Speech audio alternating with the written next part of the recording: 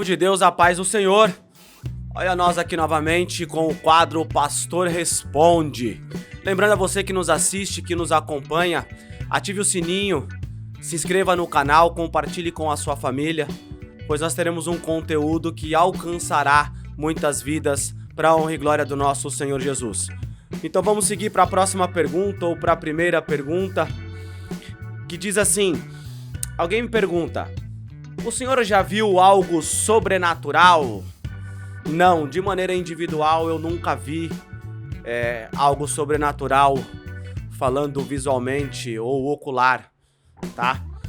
Isso é um privilégio que algumas pessoas já tiveram, eu de maneira particular não tive, mas já vivi alguns momentos de sentir a presença e a graça de Deus de uma maneira sobrenatural, em um momento de particularidade, de individualidade, de estar sozinho dentro de um quarto, de orar ao Senhor e as lágrimas descer, e a presença de Deus ser tão notória, tão grande, a ponto de a gente entender que nós saímos do natural e vivemos o sobrenatural com a presença de Deus.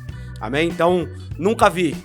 Se um dia o Senhor quiser me agraciar com uma visão, mas ainda não. Ainda ficou apenas nos momentos de intimidade o sobrenatural com Deus. Seguindo para a próxima pergunta. O senhor sabe quando estamos meio assim perturbadinhos? Olha só que interessante essa pergunta. Alguém perguntando sobre a postura de alguém. Deus, ele tem todo o poder e capacidade de nos mostrar e nos revelar algumas coisas, mas costumeiramente a própria pessoa dá sinais a respeito.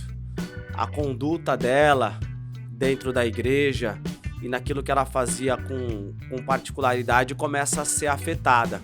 Então é a hora que um pastor começa a ter o entendimento de que alguma coisa está acontecendo com aquela vida, e é o momento que ele precisa se aproximar. Eu não sei qual é exatamente este termo perturbado, mas eu entendo talvez como uma crise, como um problema, como uma grande dificuldade, porque tem muitas pessoas que conseguem guardar isso por trás de um semblante fechado, carrancudo. Algumas pessoas esperam até o fim, até o limite, para que possam se expressar ou até mesmo te procurar, mas o convívio quase que diário com as pessoas já nos traz um alerta de que alguma coisa de errado está acontecendo através dos próprios sinais que ela vai nos dando no dia a dia, amém? Então, isso daí é algo que a pessoa acaba demonstrando para nós. Seguindo com as perguntas aqui, posso ir todo dia ao culto? Pode. Seria muito bom. Esse todo dia, eu não sei se seria os 7 dias da semana para você ou se seria todos os dias de culto, dependendo da liturgia do seu ministério, 2 cultos, 3 cultos semanais ou até mesmo mais do que isso. Mas se a pergunta ela no período de 7 dias semanais, não existe problema algum em você cultuar todos os dias, meu irmão, tendo em vista que você precisa ser um homem e uma mulher sábio, ter as suas tarefas, os seus deveres dentro de casa totalmente prontos. Então sim, você tendo tempo pode cultuar todos os dias. Se não, siga a liturgia da tua igreja, congregue os 2, 3 ou 4 cultos da semana.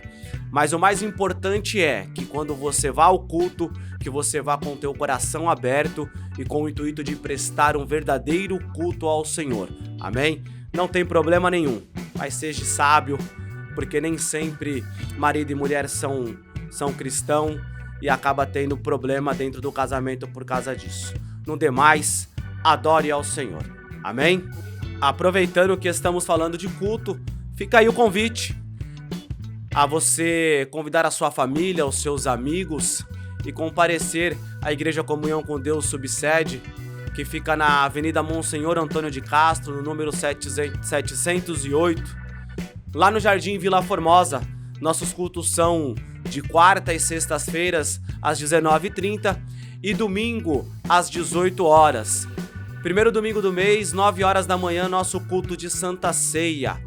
Lhe convido para que você possa comparecer e ser abençoado por uma palavra de Deus. Seguindo com as perguntas, posso tomar Santa Ceia se falei palavrão um dia antes? Pergunta muito comprometedora.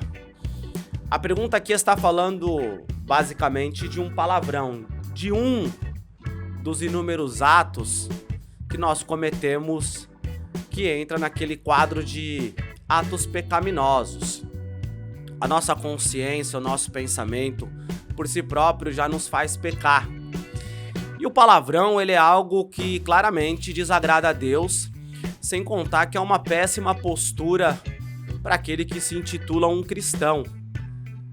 Mas se houver o arrependimento, é isso que Jesus espera de nós. A Santa Ceia, ela é o momento que você vai ter uma comunhão com Cristo. E ali é o momento de você se arrepender de tudo aquilo que você fez. E você renovar a sua aliança com o Senhor, com o propósito de seguir em frente e não cometer esses mesmos erros. Então, não existe palavrão ou situação que possa lhe proibir de tomar a Santa Ceia. O que lhe proíbe de tomar a Santa Ceia é se você não tiver nenhum arrependimento dos seus pecados. Amém? Peça perdão por tudo aquilo que você fez, peça perdão pelos seus atos e principalmente se arrependa por ter cometido eles e se torne uma nova criatura diante de Jesus, porque o Evangelho, ele é transformação. Amém? Pastor, uma pergunta aqui ao vivo, aqui acabou de chegar. Quem mandou a pergunta pro senhor foi o pastor Ivan. Pastor Leandro, Sansão cortou o cabelo e perdeu a força. E o cabelo de quem cai também perde a força? Não. Respondendo a pergunta do nosso pastor presidente Ivan Carlos, não. Primeiro que eu não tenho um terço do chamado que Sansão tinha e da força que ele carregava em seus cabelos.